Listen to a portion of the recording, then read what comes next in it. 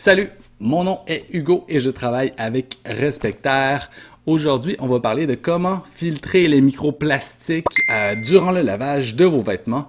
Mais avant, il faut vraiment prendre le temps de parler du problème des microplastiques dans son ensemble. Ça fait plusieurs années que je m'y intéresse et tous les articles que j'ai pu lire à ce sujet étaient incomplets. Soit on parlait uniquement de microplastiques secondaires, soit on parlait uniquement d'une seule source de microplastiques primaires. J'arrivais pas à trouver de l'information sur l'ensemble du problème jusqu'à ce que je tombe sur ce merveilleux rapport de l'IUCN qui résume plusieurs études scientifiques à ce sujet. C'est dans ce rapport que j'ai pris les chiffres que je vais partager avec vous aujourd'hui. Donc, si vous voulez le lire plus en détail, juste à cliquer sur le lien dans la description. Donc, un microplastique. Qu'est-ce qu'un microplastique? Un microplastique est un tout petit morceau de plastique presque invisible à l'œil nu. Il y a deux types de microplastiques. Les microplastiques primaires qui sont déjà petits lorsqu'ils entrent dans l'environnement. Par exemple, les microbilles dans les produits cosmétiques. Deuxièmement, les microplastiques secondaires qui sont de gros débris de plastique qui, avec le temps, se fractionnent en plus petits morceaux de plastique.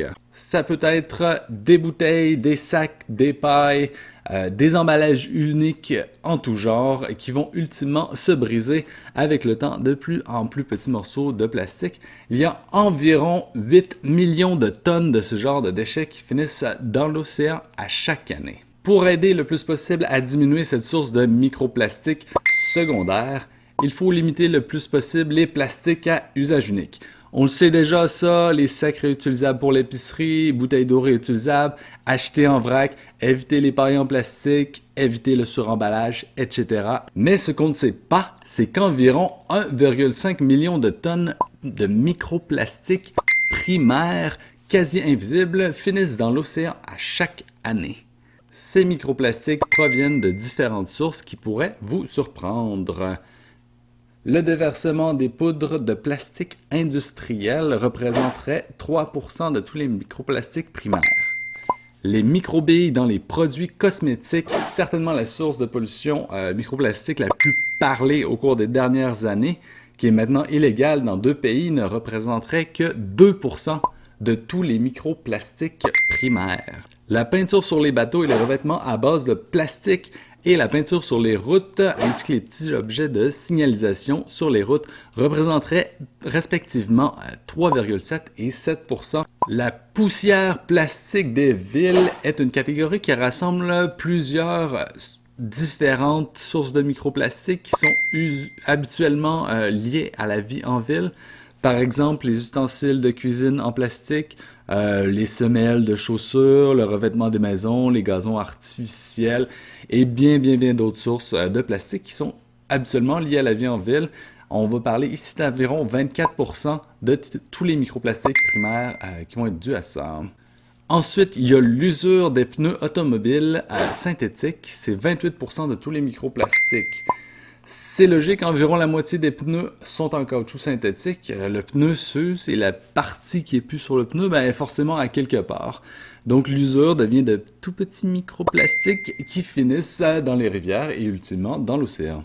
La plus grande source principale de microplastiques, à 35%, est le lavage des vêtements en fibres synthétiques. 60% environ des vêtements sont faits en fibres synthétiques, donc à chaque fois qu'on les lave, de petites fibres se détachent et finissent dans l'océan.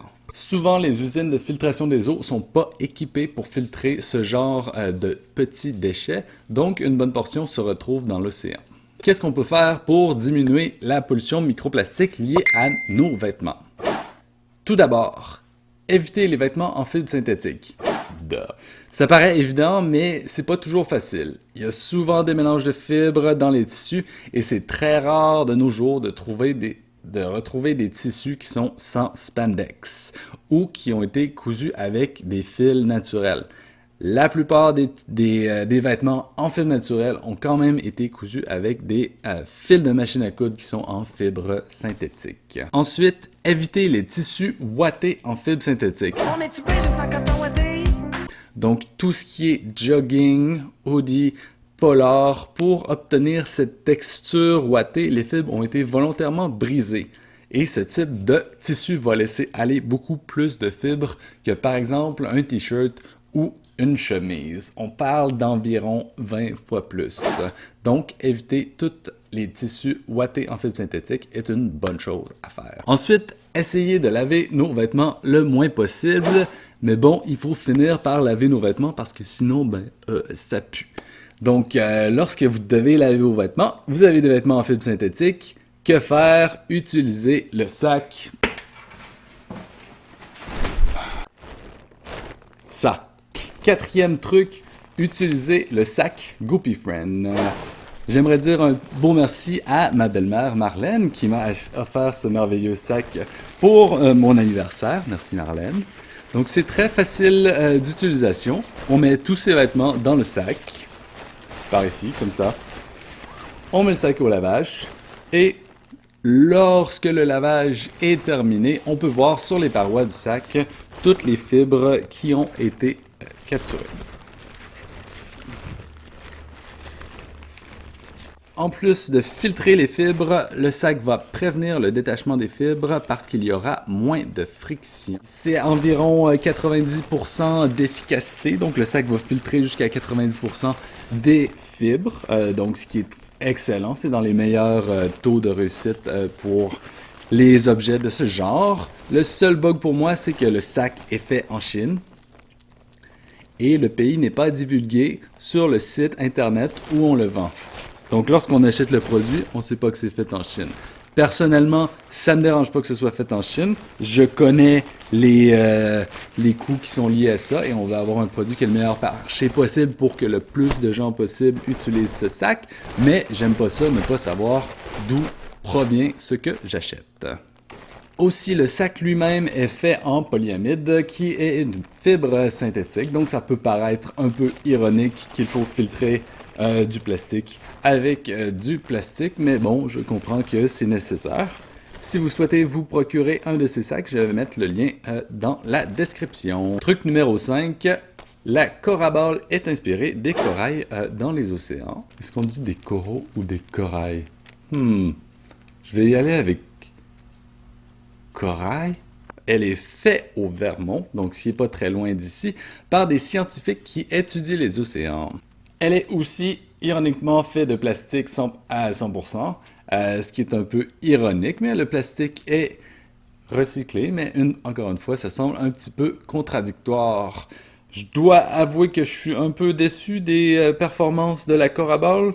Je l'ai utilisé au moins 20 fois et on est supposé voir des fibres à l'intérieur et je vois pas grand chose à part des cheveux. Donc c'est une bonne chose, la Coraball attrape beaucoup des cheveux. On parle que ça devrait capturer environ 26% des fibres qui vont se trouver dans l'eau. Personnellement, ça marche pas pour moi. Je crois que c'est parce que ma laveuse est pas compatible, parce qu'il y a des jets d'eau. Mais je l'ai jamais essayé sur une autre laveuse. Mais essayez-le et dites-moi ce que vous en pensez. Ça aussi, je vais mettre le lien dans la description pour en acheter. Il existe aussi des systèmes de filtration comme le Luv-Air ou le Filtrol 160 qui se branchent directement sur la sortie d'eau de la laveuse et qui va filtrer les microplastiques. Ces filtres ont été inventés principalement pour prévenir les problèmes de fosses septiques. Donc on parle aussi d'environ 90% d'efficacité au niveau de la filtration. La dernière chose à faire serait de contacter les fabricants de machines à laver pour leur démontrer qu'il y a de l'intérêt à ce sujet pour qu'ils conçoivent des machines construites avec des filtres déjà dans la machine. Donc General Electric, Kenmore, Maytag, Whirlpool sont de gros fabricants de machines à laver. Donc je vous invite à les contacter et à dire « Hey, pourriez-vous mettre des filtres à microplastique sur vos machines à laver, s'il vous plaît? » Ça peut sembler anodin, mais si les constructeurs de machines à laver voient qu'il y a de l'intérêt, ils vont sauter sur l'occasion pour répondre à la demande, ça c'est certain. Donc j'espère que ça vous a donné un bon aperçu du problème microplastique dans son ensemble et des trucs que l'on peut faire quotidiennement pour essayer de diminuer la contamination microplastique liée aux vêtements en fibres synthétiques. Merci beaucoup d'avoir regardé et à la prochaine!